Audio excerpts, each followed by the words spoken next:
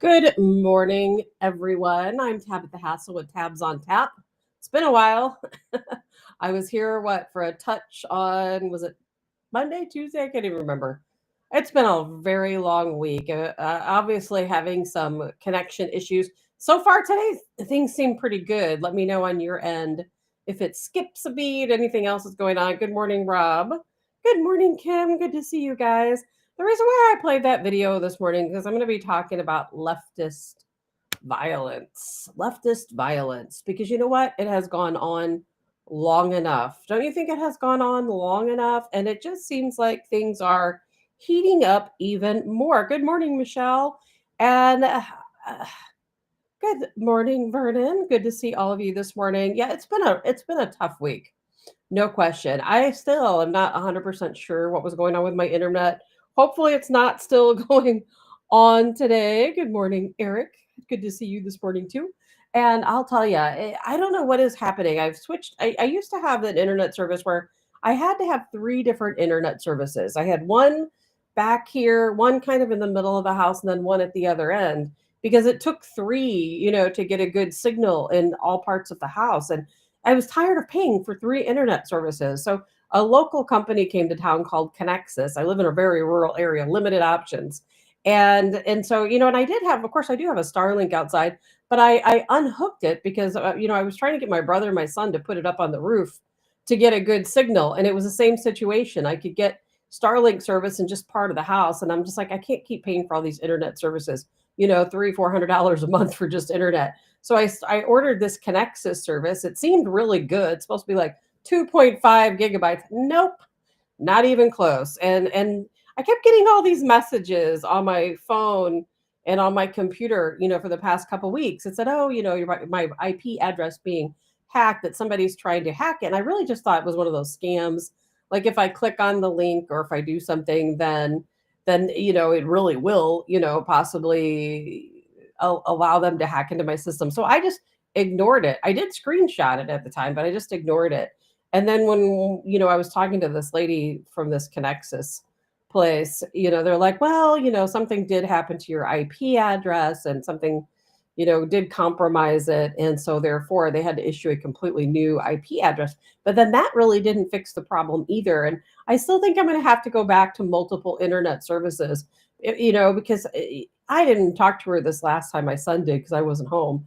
And she said, well, there's so many things connected to the internet service. And I get it: refrigerator, dishwasher, the robot vacuum, multiple phones. She's like, there's 8 phones connected to this internet service, multiple computers. I mean, that's the day and age, isn't it? Where we have all these multiple electronic items that are connected by Wi-Fi. I don't even know how many TVs are in this house. A lot. And I guess they're all connected to the internet. Kind of a mess. Kind of a mess.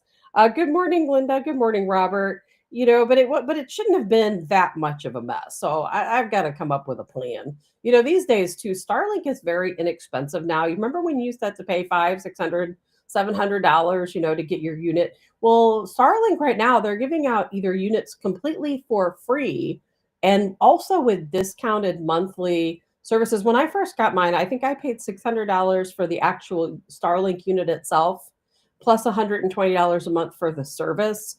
And then I was thinking, well, I'll have to get 2 Starlinks, one for down there and one for over this way. And I'm like, that's just so expensive.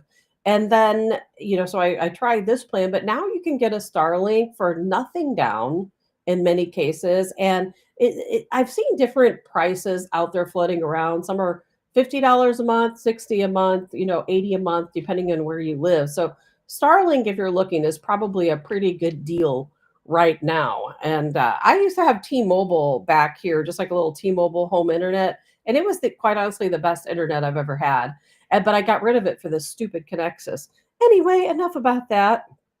Lots to talk about today. Again, leftist violence. We're going to talk about that a little bit more. We're going to break down some of these emails with the Epstein emails with Donald Trump's name mentioned. We're definitely going to talk about that because there's a lot to talk about. Some of the other things before we get to that, COVID. Who would have ever thought here we are in 2025 heading into the holiday season, and guess what?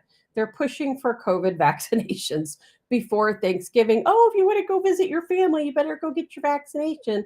And people are doing it. People are going out and getting their COVID boosters before the holiday season. I think it's insane.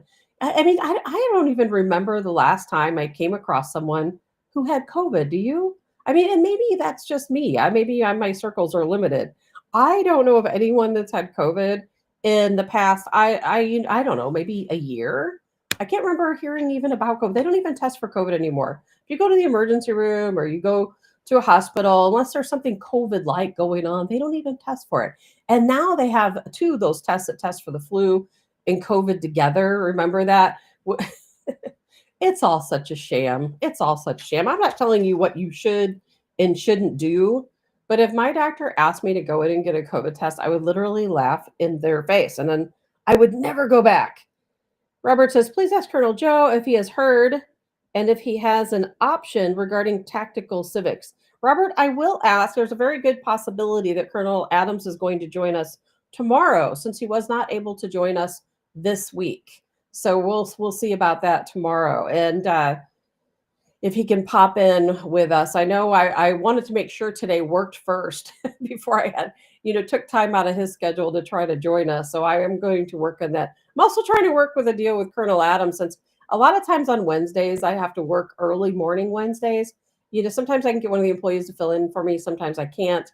And so I'm going to be talking to Colonel Adams also about him guest hosting shows on Wednesday. I think some of you might like that, and I know Colonel Adams has a whole lot more to say, than even our conversations on the show. So you might get that chance to ask him yourself tomorrow, Robert, but I will certainly bring it up. I will definitely bring it up. And, again, I'm not telling you what to do with your health, but come on, people. I would just say no. A lot of people were talking about that $2,000 tariff fund that's coming to Americans. Now, they finally announced they were kind of back and forth. Well, what are going to be the cutoffs? How are we going to issue this money? And, I think this is real. Remember back when people talked about Doge money? Oh, every American's going to get so much money in Doge. Well, that was just a proposition by some guy, that kind of got a lot of wind behind it and kind of took off. But it was never anything more than just people talking. The government never considered doing such a thing. Now, in this case, it is a different story. There are Americans who are going to get a $2,000. I don't know what the proper term for it is. It's not really, it's kind of a rebate. It's maybe a rebate on the taxes you're paying, if you think about it that way. And they finally determined the cutoff is going to be $100,000. So if you make less than $100,000, you're going to get this $2,000 deposit from the United States government, kind of like a stimulus. I think of it like maybe like a stimulus type check. You're going to get that. I think they're going to be direct deposited much in the same way that the stimulus checks were direct deposited. I do not know when. I haven't seen a timeline yet. But if you're somebody you're making under $100,000, then the stimulus check is probably going to come to you for $2,000. It's your portion of the tariffs. And I think that's kind of nice because I don't really think on our end when we're going to the store and you're shopping that you're really paying the cost of the tariff. Prices are really high, no question about it, but they were high before this tariff started. I haven't seen yet the tariffs being passed on to us. So it's nice that a lot of Americans are going to get this $2,000. I really think it'll help. Now, one thing I don't know is if it's based on individual income or income as a household. So if you're in a household, you and your significant other, let's say your income together is over 100,000. I don't know if that means you wouldn't make the cutoff, but the way I understand it's based on individual income tax, however much you've paid in, however much you get back, and then if you make that under $100,000, then you're going to get your $2,000. And I'll tell you, there's a lot of people right now who could really use an extra $2,000. Grocery prices sky high. I mean, they are. You cannot deny that grocery prices are sky high. I don't blame it on Donald Trump by any means. I don't think that tariffs are the reason why grocery prices are so high. However, of course, our United States Treasury Secretary Scott Bessent did make a statement, and he said, guess what, Americans? We are working on this. We know We know you're really struggling to buy groceries right now, and they're going to use some. He hasn't said how. He said they're going to reveal their plan, but somehow they are going to use tariffs to bring down the price of groceries. Now, I don't understand how that will work, and he didn't give any indication how it worked. Maybe you guys have a better idea than I do. And Mary says it is for sure, and haven't heard. And Mary says prices we're getting high under Biden, like out of this world. We're getting high. Yes, absolutely. We're sorry, I had to adjust my laptop there to see the comments a little bit better. But prices have been high for a long time and they've been continuing to grow. I haven't seen any stop to the growth, especially in the prices of beef. I think that's where we've been kind of hit the hardest was the beef prices. But Scott Bessent said they're going to come down. Now, who they're going to tariff, I don't know. Are they going to, let's say, who are you going to tariff? Is it going to be against the ranchers and farmers? Which I know, of course, the biggest supply of our beef or pork or chicken comes from a monopoly of these big, of course, companies. Are they going to tariff them? I don't really understand who they're going to tariff. Or are they only going to tariff food coming in from other countries and we're only going to see lower prices on that food? He did not reiterate at all. So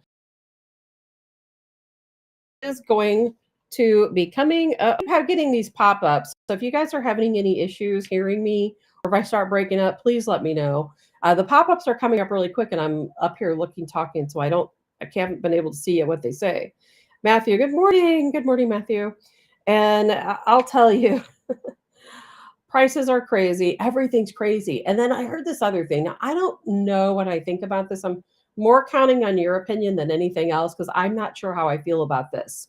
However, Trump is floating the idea of 15-year car loans and 50-year mortgages. Right now, of course, the norm is a 30-year mortgage. And of course, everybody scrambles to try to pay it off before those 30 years and get those interest payments down.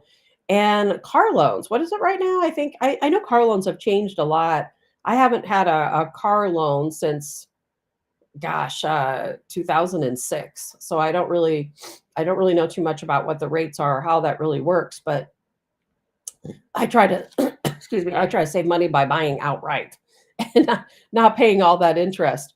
And Mary says, oh, good. I'm glad I'm not breaking up. Good morning, Karen. Mr. Hicks, I was supportive of tariffs in general, but I believe some have forgotten a tariff is a tax. I get trying to restore fairness, but again, a tariff is a tax and the associated costs always get passed on to the consumer. And you're absolutely correct, but I haven't really seen that yet. Maybe some of you guys have seen it, but I have not seen the tariffs passed on yet. But we know that's eventually coming. If we just haven't had time yet. We haven't had the tariffs in effect long enough for it to affect us. But I'll tell you what, the tariffs will affect us most when it comes to China. And I think that's why Trump has been negotiating so much back and forth with China because America, we're bought and paid for by what? China, right? They own everything we have. If you go to a Walmart, a Bass Pro, a lot of these other stores, guess what? 99.9% of their products are manufactured in China. You go to the hospital and you're getting medical treatment. Guess what? Just about everything there is made in China. And so that's why I think Trump has been negotiating so hard with those tariffs. Some of the other tariffs we're not going to feel as much, but trust me, if we start tariffing, China with these big numbers, we're definitely going to feel the impact of that. And Robert says, so the people over 100,000 who are paying the, let's say, disproportionately, just like the tax system. And let's see here.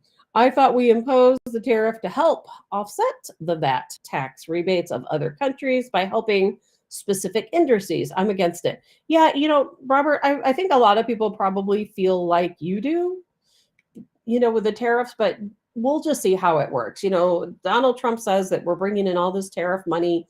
It's bringing our debt down. I've only seen our debt go up, but it's probably bringing it down in some way that we maybe can't visualize. I'm a little skeptical of the tariff system, but I still have the reasoning that we have to trust the system, that in the end, the tariff system will work out.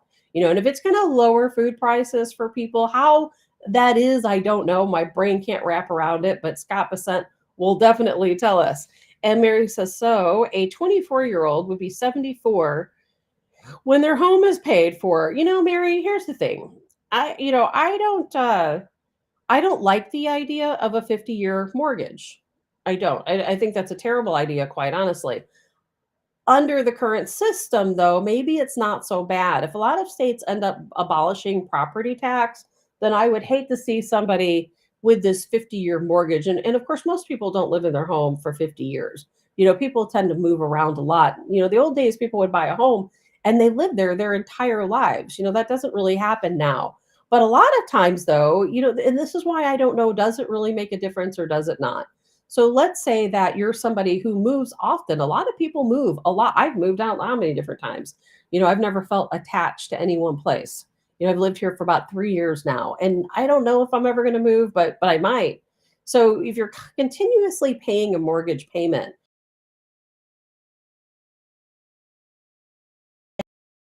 and it looks your money, and that allows you to get into a home when maybe you would, then I would be all for it because most people are going to be paying a mortgage the rest of their lives anyway. And let's just say, you pay off your home. My house in 19 so crazy. Back then they paid like 8,000, a 4-bedroom house, 8. And of course they eventually did get that paid off, but then guess what? It was paid off, but every single month they still had to pay insurance and property taxes. Their insurance and property taxes were almost as much as their house payment was. This house they built in 1972. Think about that now. $1,000 a month. And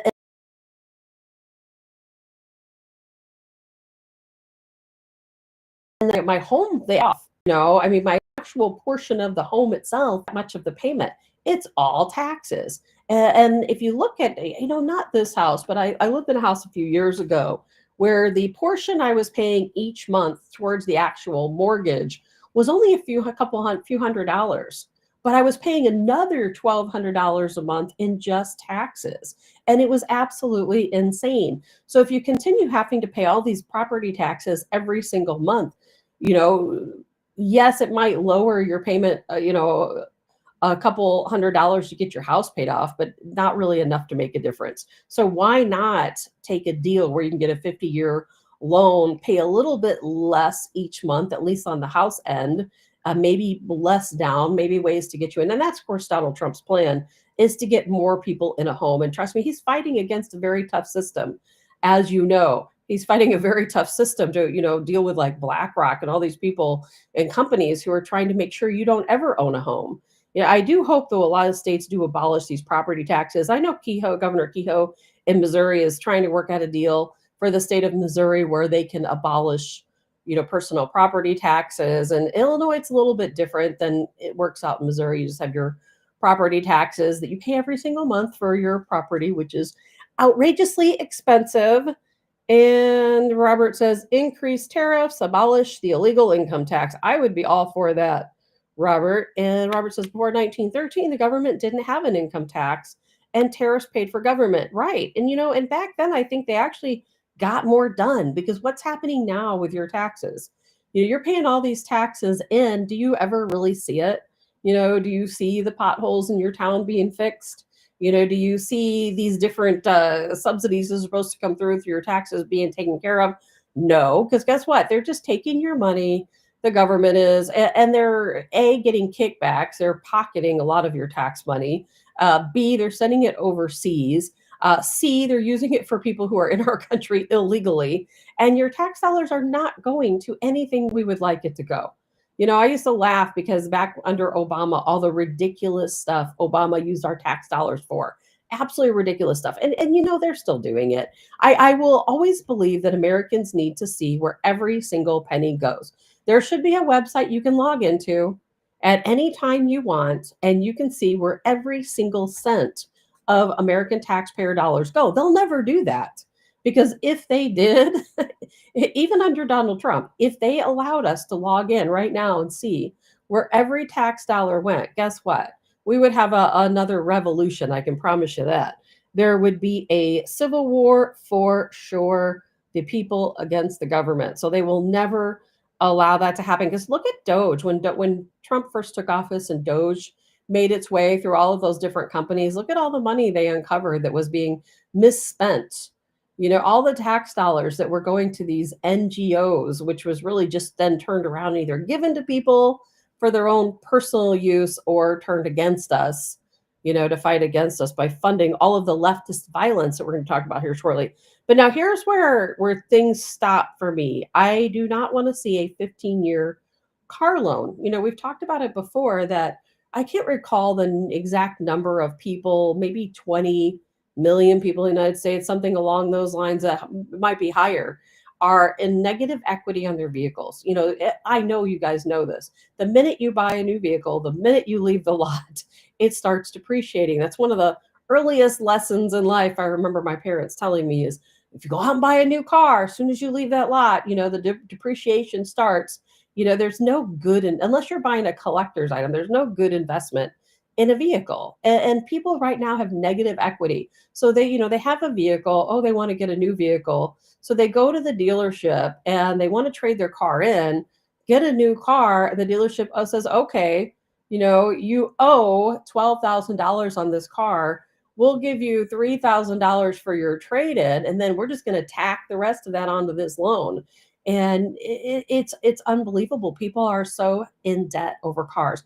I was just telling someone yesterday at one of my anti-piracy events that I remember back in, I think it was like 1990 maybe, a friend of mine went out and bought a new Jeep. And I was so jealous because I wanted that Jeep so bad. And of course, I've always loved Jeeps. And I remember it was a little red Jeep and she paid $9,000 for it, brand new. Brand new. Now it was a base model, but still $9,000 for a brand new Jeep. And now what is it for a brand new Jeep? About what, $75,000 if you get a higher end Jeep, $95,000. Good luck finding any car, that's at a reasonable price. I just read recently that the average car price is now $50,000. It was $30,000. Now it's $50,000. It's unbelievable, Mr. Hicks. There's always the opportunity to refi as well as property values rise. Homeowners can refi for a shorter mortgage eventually. Not an ideal option, but it's where we are now. Yeah, and I don't know a lot about the mortgage industry, but one thing I was reading one day about a lot of people who want to go back and refinance to get those lower rates now that the interest rates are a little bit lower, that when you refinance, I guess you go back and start all over from square one. If you refinance, let's say you're 10 years in paying your mortgage, you refinance. Well, guess what? That timeline I'm reading now, correct me if I'm wrong, starts all over again. I'm like, well, who would want to do that? I'm still a big believer that people should try to make double payments, payment and a half, if they can, to try to get that interest rate, get their house payments paid down. But the real estate market, I wish I was a little bit more versed in what's going on, in the real estate market. But every day I'm hearing some really bad things. Like, what, as an example, I always try to use my own personal situation as an example. When I first moved here, the first 6-7 months afterwards, I would go on like Zillow or Redfin, they'd send me these updates, and my property value was increasing far more than what we had paid for the house. And so then that was continuously, the price of the house was continuously going up. Well, I noticed like 3 months ago it started going down, and now it's actually a little bit less, than the original price. And it kind of worries me because I'm thinking, where are we going here? Are people's property value going down? I don't understand it. Nothing has changed. So what is making the property value go down? And then, you read these stories where there's, what was it, like 6.2 million Americans are a payment behind on their mortgage. 6.2 people are, probably a lot more than that are a payment, a missed paycheck away from losing their home altogether. Foreclosures, back again at a much higher level. There's a lot of stuff going on. I'm hearing a lot of scary things about the housing market. And I need to get someone on the show that works in loans, that works in real estate. I know a lot of folks that do those things. So hopefully they can join us, because what I'm seeing and the trends I'm seeing really does worry me. I'm really worried a lot of people are going to start losing value in their property, and that's going to hit people really hard. And we've all known that the prices for homes was greatly inflated, just like the price for vehicles, greatly inflated. So what happens when that all comes crashing down on us? It sounds pretty scary. I've heard that the home sales are way down right now. I know some people I know that work in real estate are struggling, that work in the lending side struggling. I think things are getting a little bit bad. Sorry, I'm trying to scroll up. My computer is not cooperating, but I'm doing my best. Let's see. Good morning, Larry. Drew says, I'm hearing another housing crash. Well, Drew, you might be just right on that one. You're not often right, Drew, but you might be on that. And Robert says, had to refresh. Very odd. Hacking. Oh, is there something going on? I didn't refresh. If you guys see anything, oh, you had to refresh. Let me know. And let's see here. Mary says a lot of stress, terrible. And sorry about that. I'm trying to go through these comments, but if you guys see anything weird going on, let me know. And Robert says, in many ways, we are in a civil war. Yes, we are. When it turns uncivil, that has me concerned. Things are bad right now, no question about it. Robert, I see you're testing. We still see you. Mr. Hicks, I know everyone here knows it and shouldn't have to be explained to anyone, but at least a mortgage is tied to an appreciating asset. Absolutely. Cars never appreciate unless they become collector's items or highly desired for some other reason. And let's see here. And that's highly subjective and not a gamble. Let's see here, worth taking unless you really want that car on the first place and plan to keep it a long time. You're right, Mr. Hicks. My son bought a car a couple of years ago, and it was to me, I'm sorry to say, but it was one of the dumbest things he could have done. It was one of those Mustang Cobra GT 500s or something, but it was like a collector's car. It wasn't the car you drive around. He paid this really high price for it because it only had a few miles on it, but then he drove the heck out of it. And then of course, it depreciates down to nothing pretty much instantly. I'm like, that's a car you buy and you sit somewhere and you'll look at it. You take it to some car shows, you don't drive it. But the minute you start putting those miles on it, it's pretty much worth nothing. I would never think that somebody should buy a vehicle for an investment, just like you said, Matthew, unless they're planning on collecting it. But your house is every person should buy a house. As a matter of fact, I think you should go out and do anything you can to buy a home, whether it's and not a home you necessarily live in. Go out and buy a piece of property, fix it up, rent it out, and then just keep adding and collecting to that. My stepfather started collecting real estate when he was 18, and he would go out, he would buy a house, he would fix it up himself, and then rent it out. And he would then, as soon as he could, he'd go out, buy another house, fix it up, and rent it out. And eventually, he had several rental properties. And I'll tell you what, if you want to accumulate wealth, that is the best way to do it. Forget the stock market, forget crypto, forget all these other things. Get out and start buying houses because you will always have that physical structure and you will always have the land it sits on. And even though housing prices fluctuate up or down, in the end, it's always going to be worth something. I remember the last time I looked up the figures, which was maybe a year ago, I believe, that I read that homes right now have, gosh, they've gone up in value. I think like 447%, something along those lines. It's outrageous. I was just telling somebody yesterday at one of my screenings that I remember my parents bought a two flat in the city of St. Louis. I think it was back in 1987, something like that, for like $95,000. And when we sold it, I think it was last year or the year before when it got sold, it sold for about $300,000. So I believe that was right. My numbers might be off, but I think that was right. If you buy real estate, you hold on to it, don't sell it, fix it up, rent it out. You're going to be a very wealthy person someday. And Mr. Hicks, I know everyone here knows it and shouldn't have to be explained. Oh, sorry, I think you already said that. So, I don't know what is wrong with me today, but I can't see a darn thing. Maybe whatever is in my lungs is spreading to my eyes.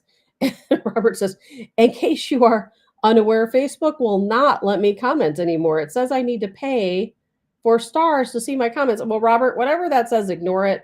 I still see your comments, and I don't even get paid by Facebook, so don't buy any stars.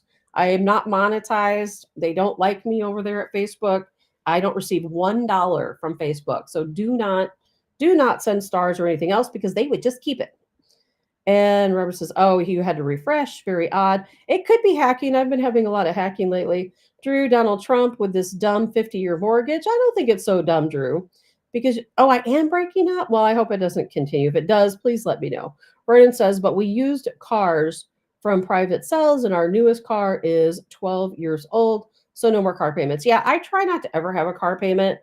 I drove I had an Audi for a while. I drove that thing until it didn't run anymore.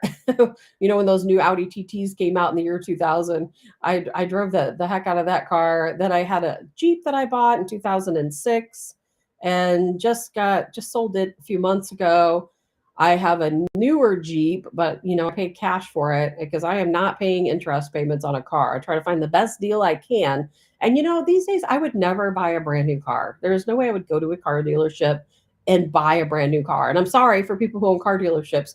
And I know some of those people. I just wouldn't do it. I would absolutely not do it. I would always try to find the best deal I can and pay cash if at all possible. I know that's not easy to do, but I hate paying interest. I've had very few loans in my life. I do not want to pay interest on anything. I had a car loan once for a very short amount of time, and thank you, Robert, for sending me a screenshot. I will take a look at it. But yeah, if Facebook ever asks you to send stars or to join a subscription or pay for anything that has to do with the show, just say no. Because Facebook, I remember like maybe, I don't know, a year ago, they monetized me for half of a day. I got a message from them that says, "Oh, you've been monetized." And then that lasted a couple hours and they took that away because I violate Facebook rights every day, community standards or whatever you want to call them. And so therefore I am not able to be monetized on any social network. So anything you see on the show is 100% free, completely free. I don't get paid a single cent for any of it. And let's see, Mary says, "I would be too nervous to drive a brand new car with all the uninsured motorists and too many pot smoking people on the road." People drive crazy, Mary. No question about it. People drive like maniacs on the highway. I worked really late last night on my way home.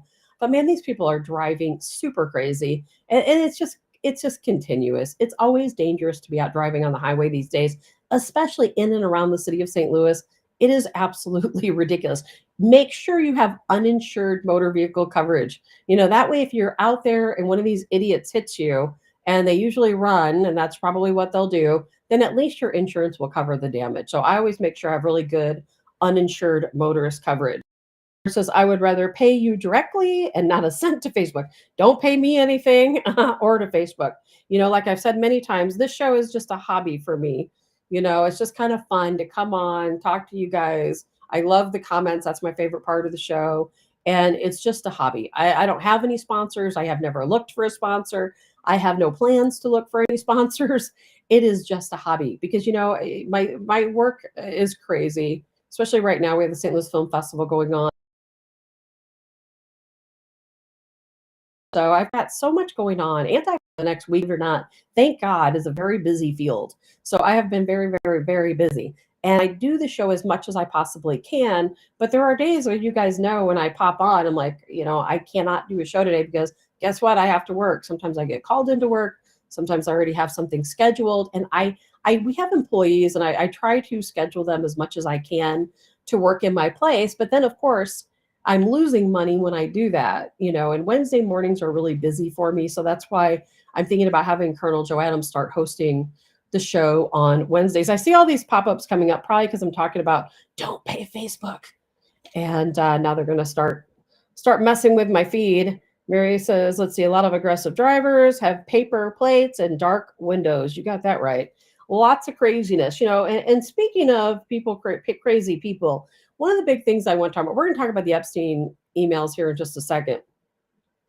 I want to talk about the leftist violence. I don't understand. I was just talking about this to my mother yesterday. I said, I don't understand why more people aren't talking about the violence that's taking place. At the beginning of the show, and I'll play another clip of it, I played a clip of UC Berkeley and the protest, if you want to call that a protest, against Turning Point. Turning Point, is going to have an event there, and these people went absolutely nuts. Look at the violence that's taking place in Broadview, Illinois.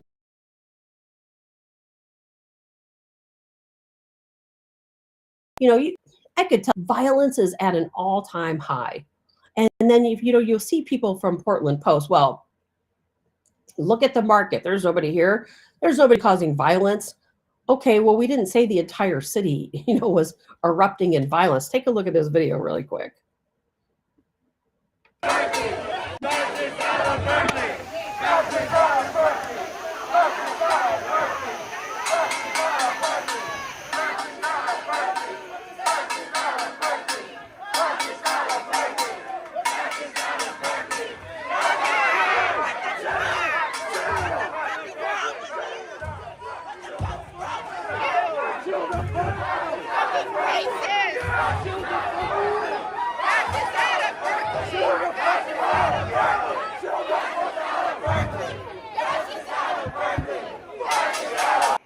These people are crazy.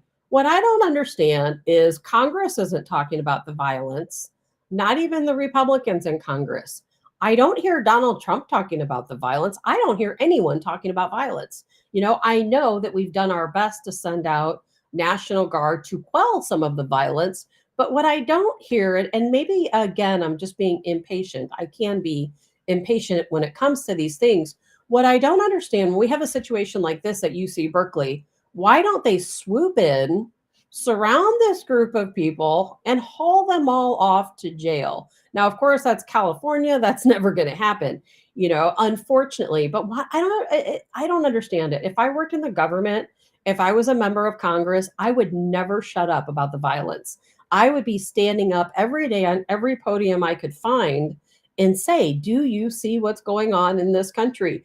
And Robert, to your comment earlier, it is like a civil war, and I don't like it to be that way. I used to think we had so much middle ground, that there wasn't that much difference between conservatives and liberals, that if we really sat down and we hammered out these issues, that we could work out a plan. And people are moving further away from the middle.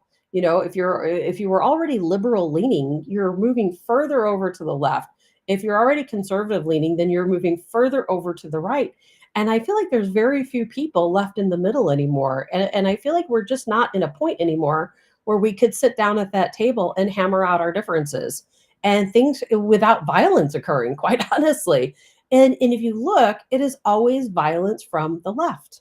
How many times do you see violence on the right? I would say almost never. And I'm not saying conservatives don't commit crimes. We're not talking about that. We're talking about political unrest, political violence. And it's always on the left. I don't understand what people are talking about. And Drew, release the Epstein files. What's he hiding? We're going to talk about that, Drew, in just a moment. And let's see here.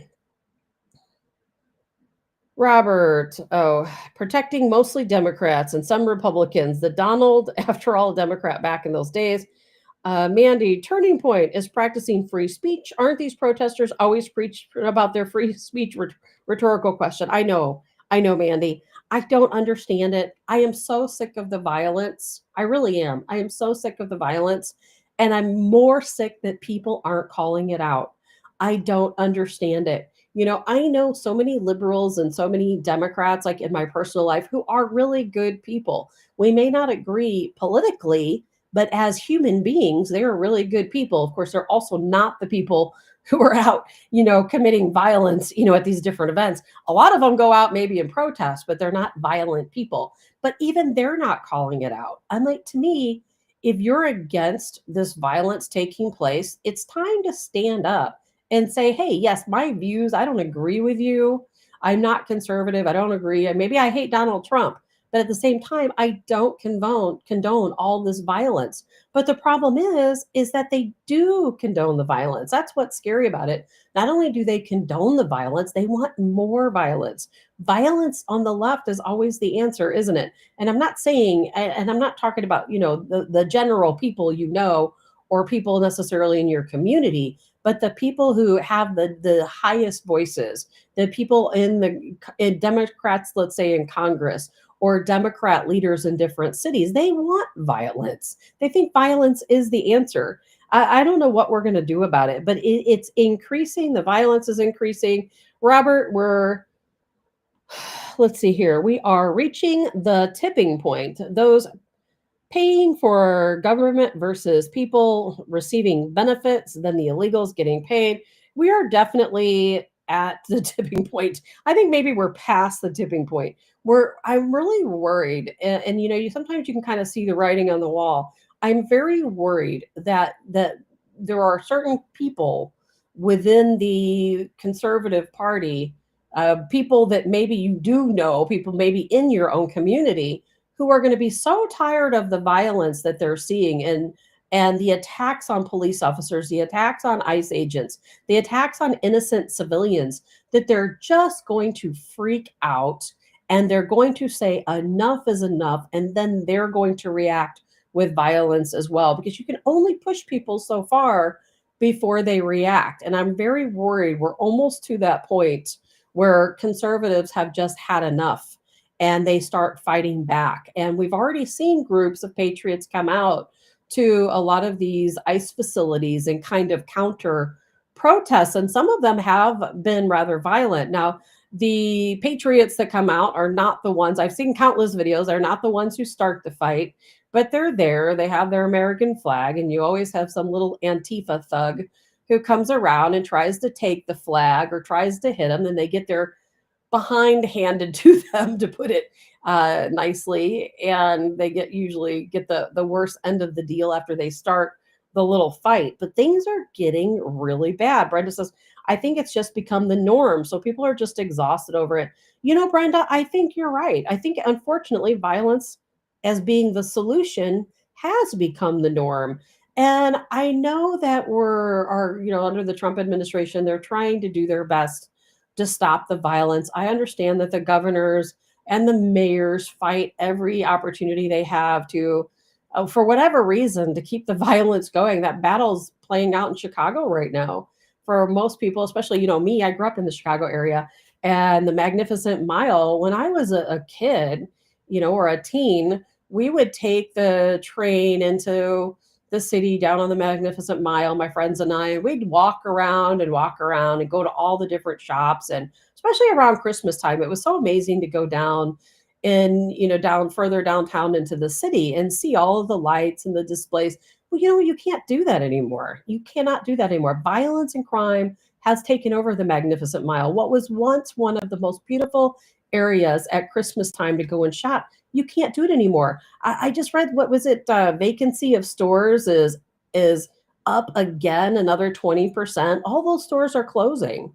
There's nothing there anymore to see. And when you do, you're worried about risking your life going to see it. So Trump said, hey, Pritzker, be ready, because we're coming in and we're going to clean up the Magnificent Mile. We're going to make it magnificent once again. And then what do you think Pritzker does? He doesn't want that. He says, no, Trump administration, stay out of my city. We'll handle our own problems. But then they don't. They don't handle their own problems. You see countless videos of organized crime in the city of Chicago. And by organized crime, what I mean is these looters band together, they communicate, they all storm a certain area at one time so that they can get away with more and less opportunity to get arrested. And Pritzker's not doing a darn thing about it. We still have, even under a Trump administration, we still have people going to, let's say, a Best Buy, walking in and getting whatever item they want and just turning around and walking out. I was at a Best Buy a few months ago. I buy some of my podcasting equipment there. And the clerk told me, he goes, oh, yeah, just 2 seconds ago, somebody walked out with a TV. He's like, they just loaded it up and walked out the door. And he's like, there's nothing we can do about it. They were standing at the door looking outside. That's what they did about it. I'm like, well, do you call the police? No, they don't even call the police. They don't even call the police, because why? They just write it off. And then guess what? Then your TV is a lot higher because you're paying for all the people who are stealing TVs. It just makes me sick. Makes me sick. Nancy, almost Friday, man. Nancy, I need a Friday. Good morning, Colonel Adams. Speaking of Mr. Colonel Adams, who I hope is going to join us tomorrow, and Mr. Hicks, Macy's is finally bringing back Marshall Field's traditions and Christmas decorations. But who wants to go when crime is high and there's a mayor and governor, who couldn't care less? Will Macy's do it again next Christmas? Who knows? You know, Matthew, we've talked a lot about the holidays coming up. New York City, look how many people flock to New York City for the holidays. They go to New York City for the Christmas parade. They go to New York City to see the big, is it the Rockefeller Center tree? The little ice skating rink, to go see, Central Park in the wintertime.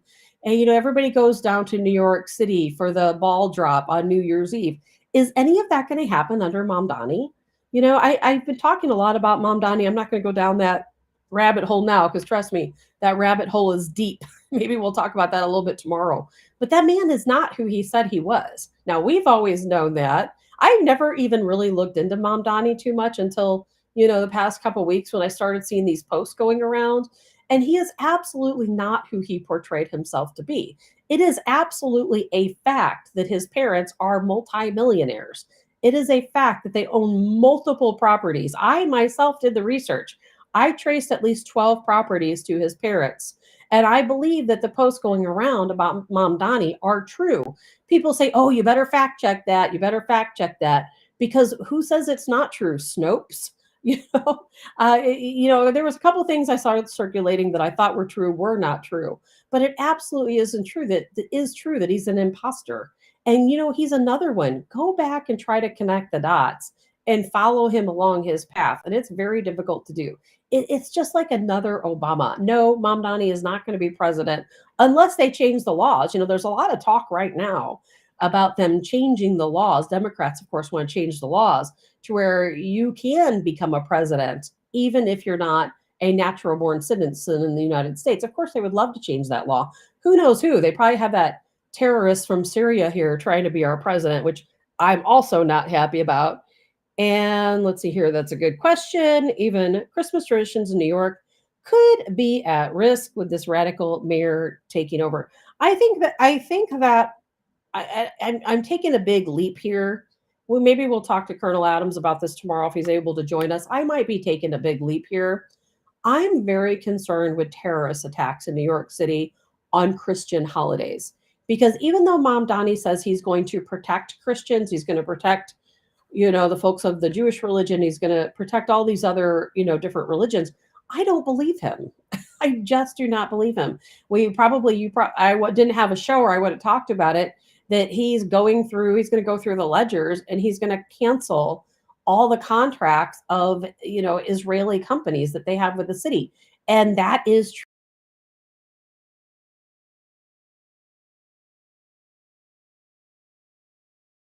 Community, he wants to build all these taxes. You already know about the grocery stores. And this is somebody who comes from grew up. I saw where he grew up. I looked at it on a map. He grew up right next to the river with a beautiful river view and a, multi-million-dollar home right there in what they call Morningside Heights. And I looked at the home he lived in. I, looked at everything about it, a high rise. Is not who he said he was. Select terms. And there's definitely some little pop-ups I'm coming up, but it says something about the chat stream. I'm not sure what all that's about. Anyway, I know it's getting close to 9 o'clock, or it is 9 o'clock. So let's move along. We'll talk about all of this another day and time. A couple of things I want to get to before we talk about those on visas. A lot of people don't want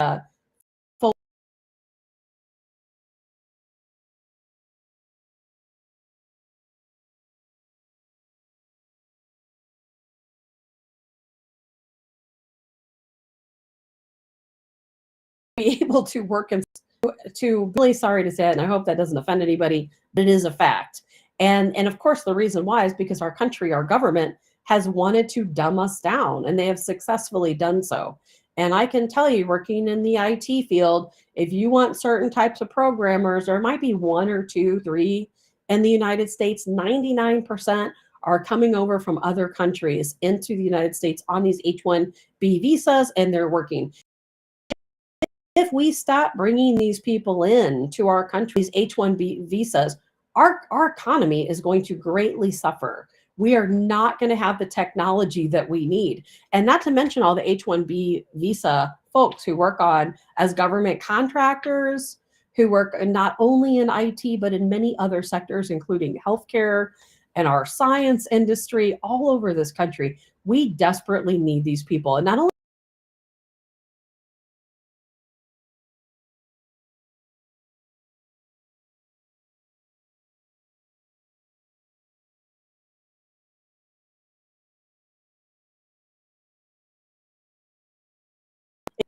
sorry, I'm not sure on.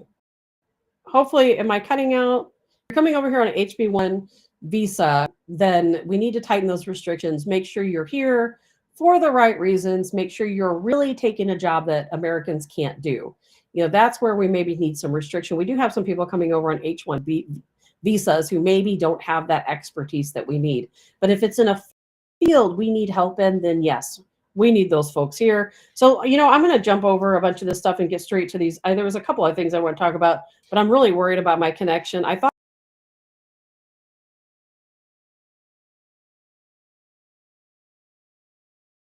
they don't need to be.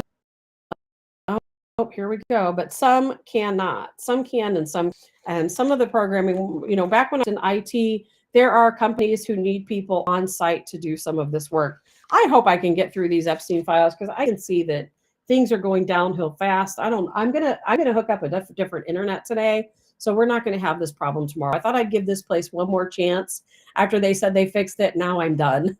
So tomorrow we will have a different internet service. All will be good. So, let's talk about these Epstein files before things get too bad. Is it better now? I hope. Well, let's see here. Let's just get to the point. Now, next week they're going to vote. Congress is going to vote on releasing the Epstein files. And I think this time it might actually pass. I know the Republicans really pushing for that vote is Thomas Massie, Marjorie Taylor Greene, Nancy Mace, Lauren Boebert. Those are the folks who are absolutely going to vote in favor of releasing the Epstein files. The Epstein files do need to be released. And as I have told you guys before, a lot of you guys got mad at me over saying this. Donald Trump's name is in the Epstein files. That doesn't mean he's guilty of doing anything wrong, but his name is in those files. And I've been reading through these emails, but a lot of them are being just taken out of context. And I kind of saved one here just to kind of prove that. In one of these emails that Democrats are kind of running with, the actual quote from Epstein said, Trump said he asked me to resign, never remember ever. Of course, he knew about the girls. He asked Ghislaine to stop. Now, a lot of people think that this meant something totally different than what it really means. Democrats are taking this email and kind of running with it, saying, oh, they're talking about girls that he was with and he propositioned. That's not what this is about. This is about Mar-a-Lago. We already know this story. This is nothing new. Donald Trump has been very forthright with saying that, yes, at one time, Epstein and I were friends. We knew each other. Not that we hung out or, were in business together. But yes, he used to come to Mar-a-Lago until I found out they were poaching my girls. And then, I gave him one opportunity to stop. They didn't stop. So then he was never allowed to come back. They banned him from the club. We know that Donald Trump, I'm going to go as far as saying I think that they were friends. A lot of people say where they weren't. But there have been witness testimony there was a witness testimony we talked about a while back where there was a woman, and it was a new one that I hadn't heard before. I heard it myself, so I know it's valid. I can't say she's telling the truth. And nothing happened to her, but she came to Epstein's building, his office, not his townhouse, but his actual building. And Epstein introduced her to Trump. And I think the story was Epstein was in a meeting. This girl was sitting in a waiting room. Trump came into the room and he saw this girl sitting there and started talking to her, just your general conversation. He didn't do or say anything wrong. And this girl was upset because she thought that, oh, Donald Trump, he was looming over her. And it was just a bunch of TDS taking place many years later. He didn't touch her. She didn't claim he touched her. She just felt intimidated by him, by his stature. But at the same time, Epstein and Trump were there in the same building interviewing people for a secretary job. Now that Virginia Giuffre, I know I'm never saying her name right. Now she, in her memoirs, she gave interviews, and she always said Donald Trump never propositioned her. He never did anything out of line with her or any of the other girls at Mar-a-Lago. And she always said that his name was never part of the Epstein, list, that he was not on the flights. He was not at the townhouse. He did not go to these, different places. Now, of course, I can't attest to whether that's true or not. But one thing I will tell you, when you look at these emails, how I know whether or not the emails are true, whether some of them are fake, think about this. Epstein also wrote that in these emails that Bill Clinton was never on the plane and that Bill Clinton never went to the island, when we know that's not true. We know that Bill Clinton was on the plane, 30 something times, 28, 30 something times. We know he went to the island. We know Hillary did as well. So Epstein still wrote an email that said he didn't. And Epstein was he was playing a game. There's no question about it. And I talked about this, gosh, I don't know, 2, 3 months ago. We talked about this on the show when I was telling you guys at that time again that I know Trump's name is in those files. And, Trump made a statement and he said he was worried and concerned that when people see his name in those files, that they're automatically going to run with it and say, well, he must have been involved. And he's very worried about public opinion, how they're going to crucify him over his name being in those files. But nowhere is his name in those files saying that he took advantage of anyone, that he was at this townhouse, that he was attending these parties at the townhouse where these underage girls were. The two underage girls that did accuse Trump of having a relation with them, they also both recanted later in time. One of the girls actually said, no, we were bribed and paid to say that. So no, I mean, it's not like that. And I hope they do release the file so everybody can see it. And Robert says, don't know if it is AI or not, but Pam Bondi and Trump knew teenager, not saying anything was wrong, but an interesting spent hours with an underage girl. Drew, I have not seen any evidence of that at all. Have you ever spent any time with an underage girl in which something of a sexual nature happened? I have never seen any evidence of that. I think when they release the files, we're not going to see evidence of that. But what we are going to see, and this is the part that kind of concerns me about Trump, is that Trump and Epstein, they did know each other. They were associates in some degree. New York City, a lot like any other town, everybody hangs out at the same clubs. Of course, you're going to meet people. They ran in the same circles. They both went to the same clubs in New York City. They went to the same places in Palm Beach. They were in each other's inner circles. So of course they're going to be involved in that way. There's going to be photos of them in the same photo. Doesn't mean they went to each other's houses and had dinner together and hung out. But one thing though that I did that you will see, and we've talked about on the show before, so there's nothing new, is that back in 2007, there was that book written, and it was called Pervasion of Justice. If you want to know what's in the Epstein files, go back and read that book, because the author, I can't remember her name right now. We talked about it at the time. Right now, I can't recall her name. But the author who wrote that book worked for the Miami Herald. She interviewed Epstein. She looked at all the files. She looked at all the logs. This was way before anybody even thought to hide this stuff. And at that time, Epstein was facing 53 indictments on his ties to these underage girls, sexual assaults, trafficking women, etc. 53 indictments. And so she wrote this book called Pervasion of Justice, and it will name quite a few people in there. So the people named in that book are the names on the list. There are some very prominent people in that book, including Donald Trump. But then what happens is between, let's say, 2007, when she wrote that book, then you fast forward to 2017 under Donald Trump's term.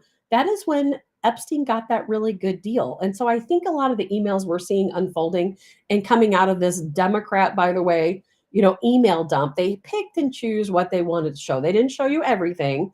And that is why now I do think that Congress is going to vote to release the files so you can see everything, the whole compilation. And will be very clear to you when you see these emails that Epstein was playing a game. He knew that he was under indictment. He knew these emails were going to come out. He knew that these would come into play someday. He knew at some point that these different names he mentioned were people that he was blackmailing or extorting. And there was a lot of emails he wrote that you just know it's not true. It's not true. We know Bill Clinton went to the Epstein Island. We know Bill Clinton was on those flights numerous times. So why did Epstein go in and write an email to say, oh, Bill Clinton never did that? He never did that. And when we know it's true, why? Because he was playing a game. He knew someday all these emails would be released. He was extorting people. He was playing games. There's more ties, by the way, between him and Israel, which are going to come out and these files once they're released. I haven't seen the extent of that. And Drew says it's in the email. There's a ton of things in those emails that we know are not true. And you say they were good friends for 10 years. Trump denies that. In fact, what you're going to see in those emails is that Donald Trump was working against against Epstein. He was working with the FBI trying to entrap Epstein in those later years. So there's going to be a lot of things that come out with those files. It's going to be really probably going to hit Democrats the wrong way. They really think they've got us, with these couple controlled emails that they've released. But when the entire files are released, you're going to see a completely different story. Yes, you're going to see Donald Trump's name in those emails. However, keep in mind, just like Donald Trump said, it's just the perception. He's only worried about the perception. He absolutely does not want those emails to be released because he knows Democrats are going to run with it. They're going to accuse him of doing things he didn't do. They're going to take those emails out of context. And outside of those 1-2 underage girls, no one has ever accused Donald Trump of doing anything. And absolutely nothing. And the one email I think is going to hit the hardest. And again, I don't know what Epstein's intent was with this. I saw the email a couple months ago, and we talked about it here on the show, where Epstein tells his attorneys, make sure you out of everything, make sure his name's not on the flight logs, make sure his name's not in these, further emails, make sure his name's not on any kind of list. And so that email alone, and I don't think that Democrats have released that one, at least I haven't seen it. I saw it a couple months ago. That one I think is probably going to hurt him more than anything.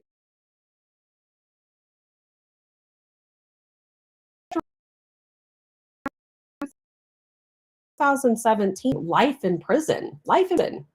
And because of Donald Trump, because of an attorney, his name was Acosta, I can't remember his first name, he was able to reduce that sentence and get rid of those 53 indictments, and they were going to move forward with a completely different plan. My system keeps breaking up. I hate to say it, but there's no point in me talking about it.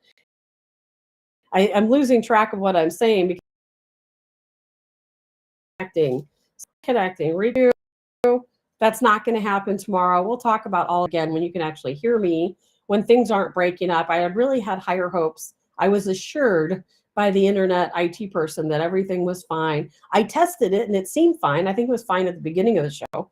It just continues to go downhill. And there's so many things I want to talk about that I'm not going to be able to get out because I can't concentrate. Drew says he didn't have to do anything if he knew Epstein was doing it. He's still a scumbag. Drew, everybody knew what Epstein was doing. It's not just Donald Trump. You can go back and read that book, Pervasion of Justice. You'll see everything there is to see. Everything there is to see. Go out, read the book. It tells you everything you want to know. We don't even need to release the Epstein files. It's already out there in this book. The Miami Herald released that book in segments. The only thing you have to remember when you read that book, it was written by an author who is extremely biased against Donald Trump. But his name is in that book a lot, and that'll tell you anything you might want to know. But, what Democrats are doing right now, they're just taking everything out of context. I absolutely do believe that Epstein was just playing a game. And by the way, did you see his grammar? Who doesn't capitalize? The guy doesn't capitalize anything. He has the worst grammar on the planet.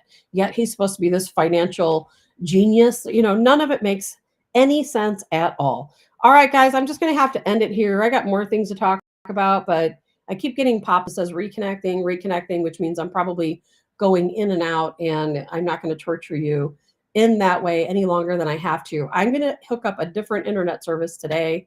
We will be back on track tomorrow and forever thereafter.